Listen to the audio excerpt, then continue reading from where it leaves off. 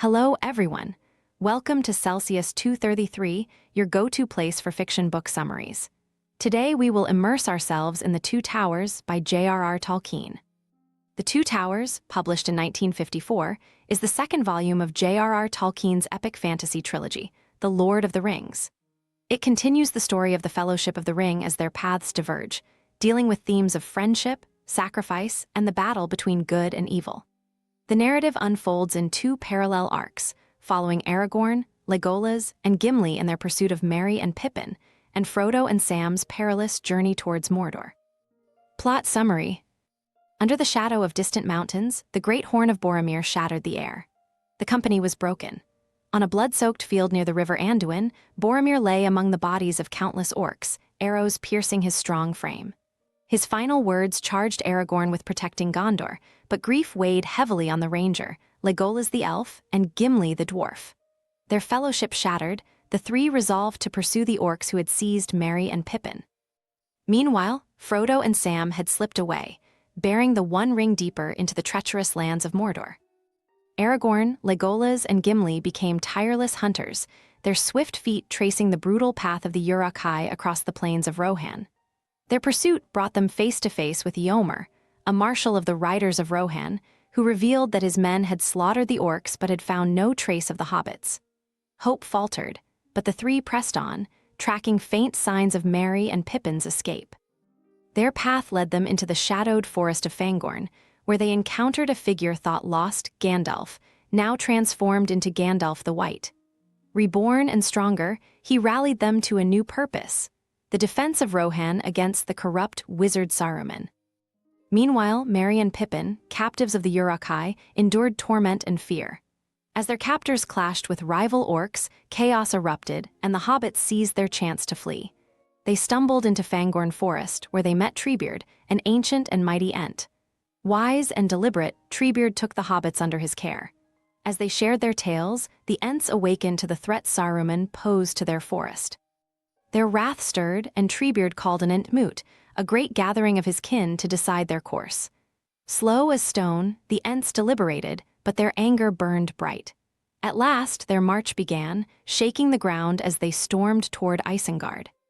Rohan, Gandalf led Aragorn, Legolas, and Gimli to Edoras, the seat of King Theoden. There they found a ruler diminished, his will sapped by the treachery of his counselor, Grima Wormtongue, and the malice of Saruman.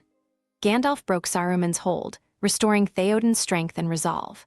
Though despair threatened to consume him, Theoden chose to lead his people to battle. At Helm's Deep, a fortress nestled in the mountains, the forces of Rohan prepared for war against Saruman's army of orcs and men. Night fell, and the fortress stood against a tide of enemies. The battle was fierce and unrelenting, and hope wavered as the enemy breached the walls. But at dawn, Gandalf returned, leading a company of Rohirrim reinforcements who turned the tide. Saruman's forces were routed, driven into the shadowed depths of the forest, where Treebeard and the Ents awaited. The storm of Fangorn's wrath crushed the remnants of the invaders.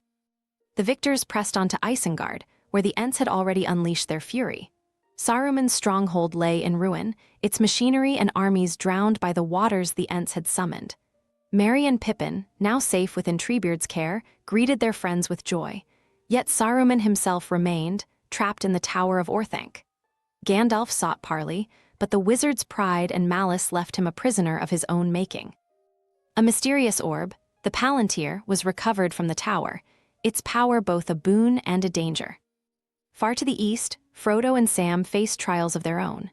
Their journey led them into the Dead Marshes, a haunting expanse where ghostly lights danced over the remains of long-forgotten battles. Guided by the wretched creature Gollum, they pressed on, though mistrust simmered between them and their guide. Yet Gollum, bound by his oath, led them past the Black Gate of Mordor, where entry seemed impossible. The path turned southward, through Ithilien, where Frodo and Sam encountered Faramir, Boromir's brother.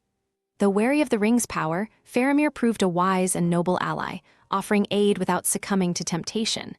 Yet danger loomed. Gollum, driven by his dual nature, plotted betrayal. He led Frodo and Sam toward Cirith Ungol, a treacherous mountain pass guarded by a terror known only to him. Darkness deepened as they entered the pass. In the labyrinthine tunnels of Cirith Ungol, Gollum's treachery came to fruition. He lured them into the lair of Shelob, a monstrous spider who struck with venom and malice. Frodo fell, ensnared by Shelob's sting, but Sam, wielding unexpected courage, battled the creature and drove her off. Believing Frodo dead, Sam took the ring and resolved to continue the quest alone. Yet as orcs approached, he discovered Frodo was alive, though captured.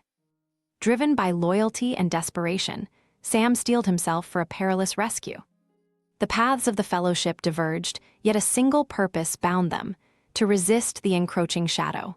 The ring's burden grew heavier, the cost of the journey steeper, and the hope of victory more tenuous. Yet courage endured, and with it, the faint light of defiance against the encircling dark. This was just one chapter in the Lord of the Rings series. If you want more, check out the rest of the series by J.R.R. Tolkien. Details are below or on Celsius 233. Remember, while our summaries capture the essence, they can never replace the full experience of reading the book. If this summary intrigued you, consider diving into the complete story, buy the book, and immerse yourself in J.R.R. Tolkien's original work. Bye-bye, take care, have fun.